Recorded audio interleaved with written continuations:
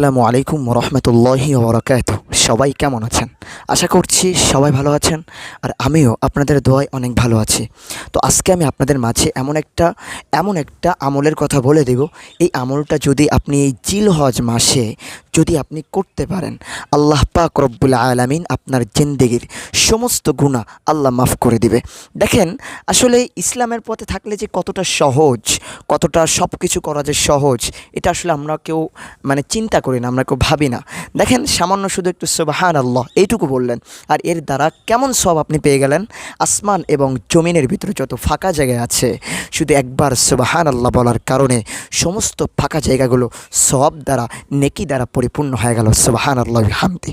এতটা সহজ, তারপরেও আমরা মানুষ এই নেকি থেকে গাফেল আছি।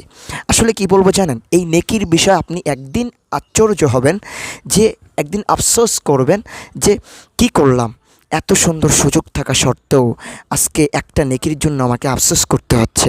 এরকম দিন আপনার সামনে একদিন আসবে, আর সেদিন আপনি টেনশন করেও কুল পাবেন না, কোথাও যাইতে পারবেন না, সেদিন আপনার কোনো উপায় থাকবে না, সেদিন আপনার কোথাও যাওয়ার কোনো জায়গা নাই। সেদিন আপনি আফসোস করবেন, হাই হাই কি করলাম, দুনিয়াতে ফালতু পথে সময়টা নষ্ট করে দিয়ে আসলাম, কিন্তু আজকে একটা নেকির জন্য আজকে আমি জাহান্নামী হয়ে গেলাম। এরকমভাবে আপনি আফসোস করতে থাকবেন, আফসোস। তো যাই হোক, আমি যে কথাটা বলতেছিলাম, দেখেন এই জিলহজ মাস এমন একটা মাস, এই মাসে ইবাদত করলে এই মাসের প্রথম 9 তারিখ পর্যন্ত, 1 থেকে 9 তারিখ, জিলহজ মাসের 1 থেকে 9 তারিখ পর্যন্ত এর ভিতরে যদি আপনি আমল করতে পারেন, যদি আপনি রোজা রাখতে পারেন এবং আমল করতে পারেন, বেশি বেশি নেক আমল করতে পারেন, আল্লাহ পাকের কাছে এটা অনেক প্রিয়, অনেক প্রিয়। তা আজকে আমি আপনাদের মাঝে এমন একটা ছোট্ট একটা দুরুদের কথা বলবো। এই দুরুদটা অ্যাটলিস্ট এই জিলহজ মাসে আপনি বেশি বেশি করে এর ওপর আমলটা আপনি বেশি বেশি করে করবেন। দেখেন, আমি বলবো কি জানেন, আপনি জান্নাতে যাওয়ার জন্য এই দুরুদই একমাত্র আপনার জন্য যথেষ্ট। যেদিন কিয়ামতের ময়দানে, যেদিন মানুষগুলো সবাই হাওমাও করতে থাকবে, গুনাহের সাগরে সবাই হাবুডুবু খাইতে থাকবে, সেই দিন আপনার আমার জন্য সুপারিশ একমাত্র আমাদের নবী মুহাম্মদুর রাসূলুল্লাহ সাল্লাল্লাহু আলাইহি ওয়াসাল্লাম আপনার আমার জন্য যদি সুপারিশ না করে, তাহলে বিশ্বাস করেন আমরা কেউ জান্নাতে যাইতে পারবো না। কিন্তু দেখেন, যে নবী দুনিয়ায় থাকতেও আমাদের জন্য এত কষ্ট করেছেন, এত মারধর খেয়েছেন আমাদের জন্য, এই দিনের জন্য, এই দিনটাকে প্রতিষ্ঠিত করার জন্য, আমার উম্মতেরা কিভাবে জাহান্নাম থেকে বাঁচবে, কিভাবে জাহান্নাম থেকে বেঁচে জান্নাতে যেতে পারে, এই জন্য কত কষ্ট করেছেন আমাদের নবী পাক মুহাম্মদুর রাসূলুল্লাহ সাল্লাল্লাহু আলাইহি ওয়াসাল্লাম। তার শৈশবকাল থেকে মৃত্যু পর্যন্ত কত কষ্ট সহ্য করেছেন, কাদের জন্য? আমাদের জন্যই তো, তাই না? তারপরও কেন আমরা ওই নবীর প্রতি একটু দয়া করি না বলেন? দাড়ি যদি একটু লম্বা হয়ে যায়, দাড়িটা আপনি কেটে ফেলেন। আপনি কি জানেন, আপনি যখন দাড়িটা কেটে ফেলেন, তখন নবীজির কলিজায় ছুরি দিলে যেমন আঘাত লাগে না, সেরকমভাবে আঘাত লাগে।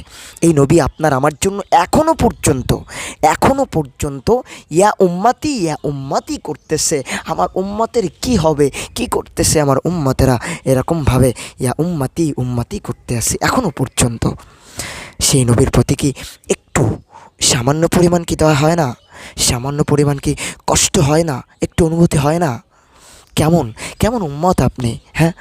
আবার আপনি এই দয়া মায়া না করে আপনি কিভাবে ভাবেন যে আপনি যা করেন, যা খুশি তাই ইচ্ছা, আপনার যা ইচ্ছা আপনি তাই করতেছেন, তারপরও নবী আপনার জন্য সুপারিশ করবে? এত সহজ, হ্যাঁ?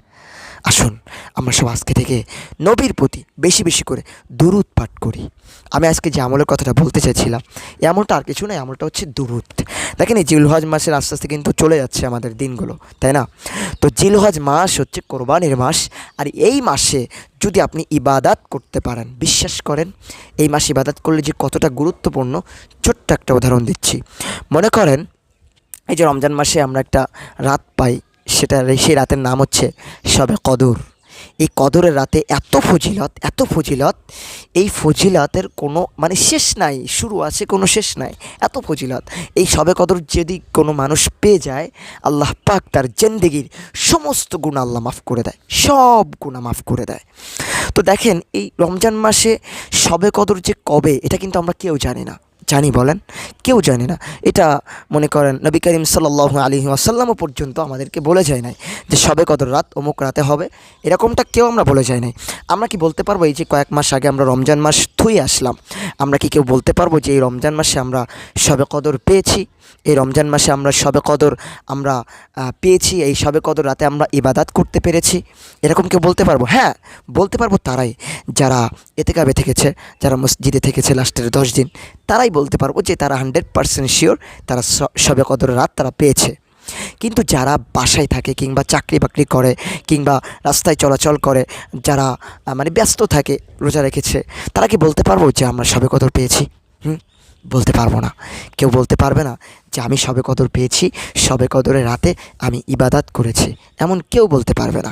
কিন্তু আমি আজকে আপনাদেরকে এমন একটা আমল বলে দিব, এই আমলটা যদি করতে পারেন, শবে কদরের রাতের বেলায় যেমনভাবে আপনি ইবাদাত করলে যেমন সব পাইতেন না, তেমন সব পেয়ে যাবেন। সুবহানাল্লাহ বলবেন না? এই জিল হজের প্রথম 9 দিন রাতের বেলায় যে কোনো রাত, একটা রাত যদি প্রত্যেক দিন করেন, প্রত্যেক দিন সব পেয়ে যাবেন, কোনো সমস্যা নেই। যদি আজকে করেন, আজকে সব পেয়ে যাবেন। যদি একটা রাতে যদি আপনি ইবাদাত করতে পারেন, তাহলে আপনি শবে কদরের রাতে ইবাদাত করলে যেমন লাভবান হতে পারতেন, তেমনই লাভবান হয়ে যাবেন। সুবহানাল্লাহ ওয়া বিহামদি। পারবেন না ইনশাআল্লাহ? আল্লাহ পাক আমাদের সবাইকে এই জিল হজ মাসে বেশি বেশি করে ইবাদাত করার তৌফিক দান করুক। সবাই বলেন আমিন। তো আমি আর বেশি আমার আলোচনা লম্বা করব না। যে কথাটা বলেছিলাম, যে আমলের কথাটা বলতেছিলাম, এই আমলটা হচ্ছে জিল হজ মাসে রাতের বেলায় বেশি বেশি করে দুরূদ পাঠ করবেন সাল্লাল্লাহু আলাইহি ওয়াসাল্লাম, সাল্লাল্লাহু আলাইহি ওয়াসাল্লাম। আমি বলতেছি না যে আপনি সারা রাত ইবাদত করবেন, নো, আমি সেটা বলতেছি না। আমি এইটুকু বলবো যে দেখেন ইসলাম কতটা সহজ।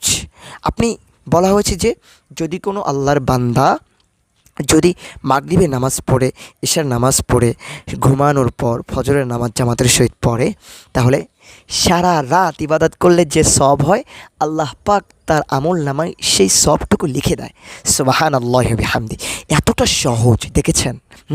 তো যদি আপনার ইচ্ছা হয় তাহলে ওই রাতে উঠে মনে করেন ফজরের আজানের আধা ঘন্টা কিংবা আধা ঘন্টা 40 মিনিট আগে উঠলেন, উঠে 2 রাকাত 4 রাকাত করে তাহাজ্জুদের নামাজ পড়লেন, মনে কিছু চাওয়া আকাঙ্ক্ষা থাকলে আল্লাহর কাছে চাইতে পারেন, আল্লাহ পাক দিতে পারে, তাই না?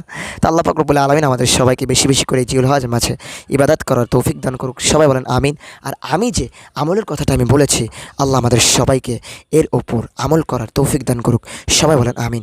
তো আজকের ভিডিওটা এই পর্যন্ত। সবাই ভালো থাকবেন, সুস্থ থাকবেন। এখন আমি আপনাদের মাঝ থেকে বিদায় নিচ্ছি।